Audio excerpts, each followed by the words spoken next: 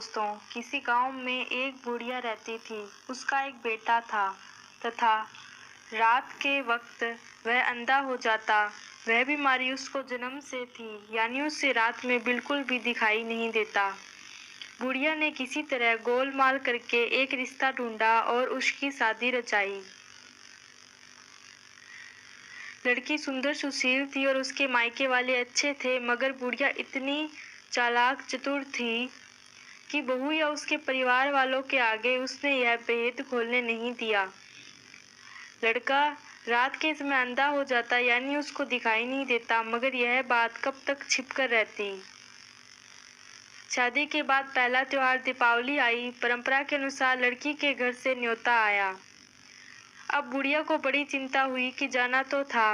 यही उसने अपने बेटे को सावधान करते हुए कहा कि तुम बड़े सावधान होकर रहना बेटा, रात को तुम्हें दिखाई नहीं देता। और यह बात बहू के घर वाले को बिल्कुल भी नहीं जानते, तो तुम ऐसा करना कि रात को बाहर ना निकलना, इधर उधर घूमने नहीं जाना। अगर तुम्हें कहीं जाना हो तो दिन रहते ही यात्रा कर लेना। दूसरा यह है कि एक दिन ही रहकर लौट आना। अपनी माँ के कहने अनुसार वह दिन रहते ससुराल पहुंचने के लिए तेजी से चल पड़ा। बहुत कोशिश करने के बाद भी अंधेरा होने से पहले वह घर तक नहीं पहुंच सका। सांझ ढली तो उसकी नज़र धुंधली हो गई। माँ की चेतावनी याद करके वह एक जगह पर जा बैठा। अनजाने में अपने ससुराल के सामने एक कूड़े के ढेर पर जा बैठा। वह वहां बैठा और उसकी सासू माँ कूड़ा फेंकने आई। अंधेरा था, इसलिए उसने दामाद को नहीं देखा। कूड़ा उसने अपने दामाद के सिर पर डाल दिया और दामाद बेचैन होकर उठा। तो सासू ने देखा तो उसे पहचान लिया। यह तो कोई और नहीं, अपना ही दामाद है। अब तो जो होना था वो हो चुका। अब उसे पछताना ही था कि उसने बहुत से मसूबे बना रखे थे कि बेटी का पति आएगा, दामाद आएगा, तो इस दिवाली के त्योहार पर खूब उसकी आव भगत करूंगी, धूमधाम से त्योहार बनाऊंगी। रिश्तेदार पड़ोसियों के आगे उसका खूब आदर सम्मान करूंगी। मगर छी, यह क्या कर डाला उसने। अपने रो आना शर्म के मारे वह तेजी से घर के अंदर भाग गई। सड़क पर उसका 10 साल का बेटा भैंस को भगाता हुआ घर लौट रहा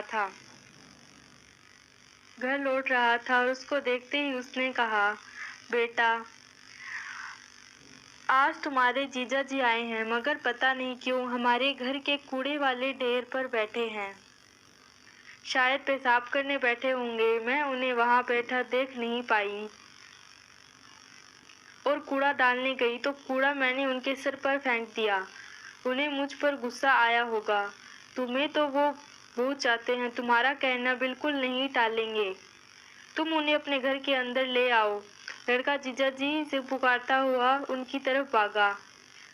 जमाई के पास जाकर कहा, जीजाजी आइए न, यहाँ पर कूड़े के ढेर पर क्यों बैठे हैं, चलिए घर चलिए। उसने उनका हाथ पकड़ा। रात का अंधा होने के बावजूद जमाई बहुत होशियार था। उसने जवाब दिया, मैं यहाँ कूड़े पर इसलिए बैठा हूँ ताकि जानू को सही कि इसमें कितनी खाद निकाल सके। फिर मानो प्रेम से लड़के के कंधे पर हाथ रखकर वह आगे बढ़ा। भैंस ने उसे घूर कर देखा। उसे धक्का मारने आई तो तेज आवाज सुनकर उसने थोड़ा पीछे हटकर पूछा, यह क्या है? लड़के ने जवाब दिया, यह तो जीजाजी हमारी भैंस है, मैं उसे चराने ले गया था। उसको तो अपना दोष छिपाना था। कहा, और यह भैंस भी बहुत बड़ी है। और फिर वह भैंस की पूंछ पकड़कर आगे बढ़ा। इस तरह आगे बढ़ने पर वह धान के भंडार के पास आया। आगे आगे भैंस, पीछे पीछे अंधा जमाई। इन दिनों अनाज को जमीन में गड्ढा खोदकर वहां पर खदी बनाकर उसमें जमा कर दिया जाता था। वह अंधा उस गड्ढे में जा पड़ा। लड़के ने घबराकर पूछा, हाय जीजाजी, यह क्या हो गया? क्या आपको ढंग से दिखाई नहीं देता? दामाद ने जवाब दिया, ऐसी कोई बात नहीं है, मैं सिर्फ यह जानना चाहता था कि यह अनाज का भंडार कितना गहरा है। मैं भी इसी तरह का अनाज जमा करने वाला हूँ और एक भंडार खुदवाने वाला हूँ। कोई बात नहीं। अब तुम मुझे हाथ का सहारा दो, मैं ऊपर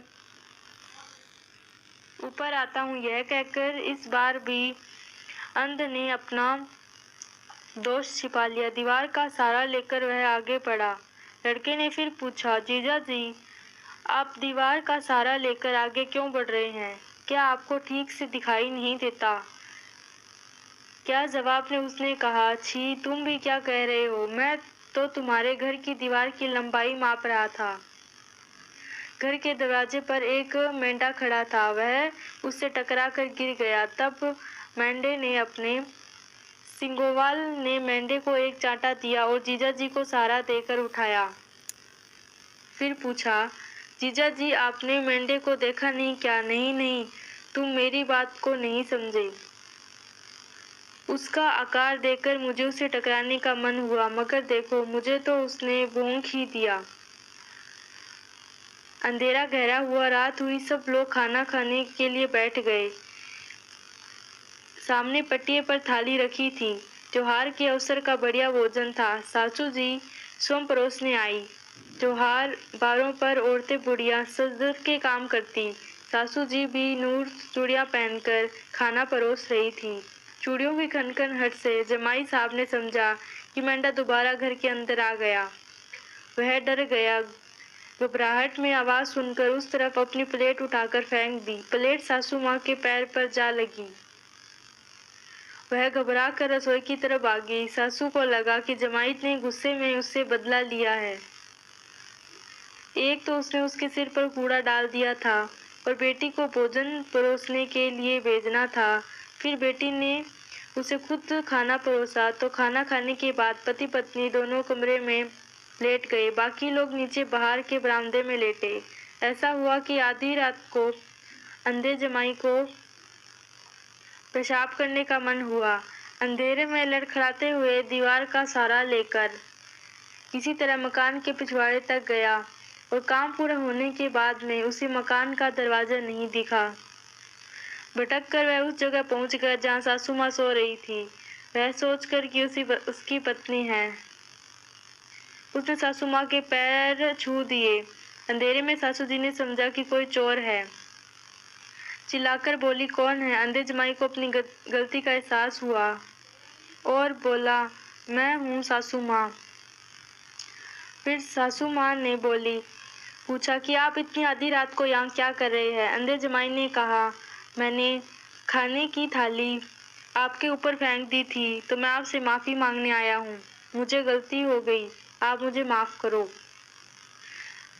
जमाई की बात सुनकर सासू माँ बड़ी बेचैन हुई और दुखी होकर कहने लगी, कोई बात नहीं, आप अपने कमरे में जाकर सो जाइए। उधर आधी रात में इस शोर को सुनकर उसकी पत्नी भी समझ गई।